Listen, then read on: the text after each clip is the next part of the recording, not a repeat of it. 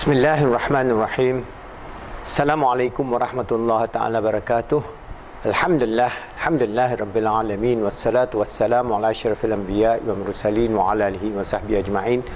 Alhamdulillah, we are discussing on this nature of the Islamic perspective of how we're going to look at this integrative model of ourselves, and we are discussing about depression. So, as I mentioned earlier on, we have within our Islamic model, we have the four realms or domains. That is our physical domain, our mental domain, our emotional domain, and our spiritual domain. That means we have the SEMP, and they are integrative. Even though in our discussion we are talking about separation, only to give us an indication of what it is. Because if you ask the question of, for example, consciousness, what is consciousness?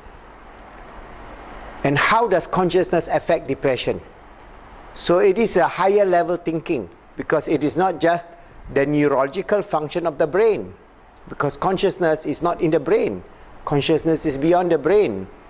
And if, for example, you talk about depression, they have no will to work, no will to live, no will. What about the nature of will? Is it just a physical aspect or the neurological aspect, or far beyond that? So these are the perennial questions that psychologists could not answer. So that's why when we look from the perspective of our model, Alhamdulillah, we have this perfect model of these four realms of existence within which we operate as a human being, having consciousness, having free will, and expressing that in terms of our life in this world for 100 years or whatever length of time that Allah has given us on this earth. But we are a spiritual entity that lives beyond space and time in its perfection, as Allah has ordained when we were put into being in the realm of Azali. So when we talk about, for example, the aspect of we are talking about the spiritual aspect, emotional aspect, mental aspect, and physical aspect. It's just like we have four wheel of a car. All right, you have this four wheel, then the car, you can drive the car. The car will be traveling along very well on the highway of life. But if you have only three wheel, you don't have the spiritual. You have only the physical, mental, and emotional domain, as what we have in the bio-psycho-social model. You have the three wheel, bio model, the psycho model, the social model. So you have 1, 2, 3, but you do not have the spirituality. Then your car would not be able to drive in a smooth manner along the highway. It will be just rambling here, rambling there, rambling here. So this is the reality of the field of psychology today, because the 20th and 21st century psychology is based on this very thick idea of atheism, agnosticism. That means putting God outside the picture, putting spirituality outside the picture. As long as they do that, they cannot solve the problem. So this is our belief, that depression is not only a psychological problem, depression is also a spiritual problem. And they are all linked together. So how are they linked together? For example, if I say, okay, we have the physical environment, the social economic situation, all right, how they are living, whether they are living in a squatter area or whether they are living in as a refugee and so on, those will affect your psychology. All right, then you have your genes. So within your genes, for example, you have these genes that express serotonin transporter. These are the genes that bring about the serotonin transporter that affects our neurotransmitter activity. So this gene is affecting our neurotransmitter. So it is affecting our mental. So the 5 HTTPL-PR gene is expressed. But when you say it's expressed, you mean all those who have this kind of gene within you will have depression? No.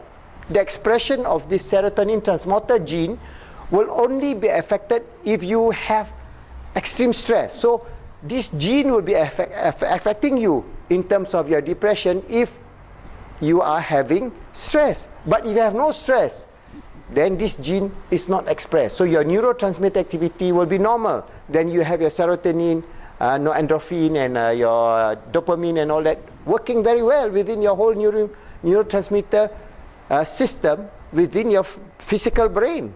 All right, the interaction of the brain. So when you do that, we know that now the expression of the gene, we have the science of epigenetics, which tells us that our social environment, our physical environment, and our spiritual environment actually affects the nature of our well-being. So again, this is spiritual, mental, and physical. Physical, we can say that, okay, this is genetic, it is in the brain. Neurotransmitter, we know those are the neurochemicals that is affecting our information in our brain. But epigenetics says your spiritual state and your emotional state will affect your gene expression. So your gene actually now is being expressed by these 4 aspects: your spiritual, emotional, mental, and physical. So they are all integrated. So when we understand this, then we know that this science of the nature of consciousness and the nature of our psychological situation that is expressed in depression is just one of the various possibilities of the expression of our consciousness. All right? And the affective area is affected by our physical environment, our gene, our diet and nutrition, our physical activities. For example, again, if you look at physical activities, there are many studies which shows that if you are depressed, you have depression, all right, and then you go and take a walk, go for a walk, exercise 5 to 7 times a day, 30 minutes a day only, not much. Go walk in the nature. You know what happened? You'll again, your serotonin expression, your neurotransmitter will affect your neurotransmitter. So this physical activity actually affecting your serotonin transporter and is affecting your neurotransmitter activities, in which you have higher level of serotonin, and then you don't have depression.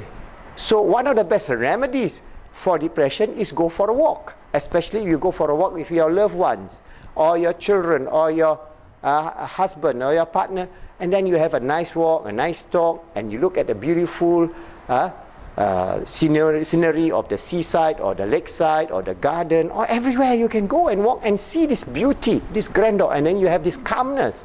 And when you have this calmness, it affects what? Your physical activity affects your neurotransmitter, it affects your serotonin, affects your epigenetics, and affects your spirituality, and affects your emotional self. All right? So I'm giving you this holistic picture that Alhamdulillah, in Islam we have this integrated, holistic model of understanding depression. Okay? The same thing, we can talk about anxiety, we can talk about OCD, we can talk about all the whole range of psychological problems that modern society faces. All right?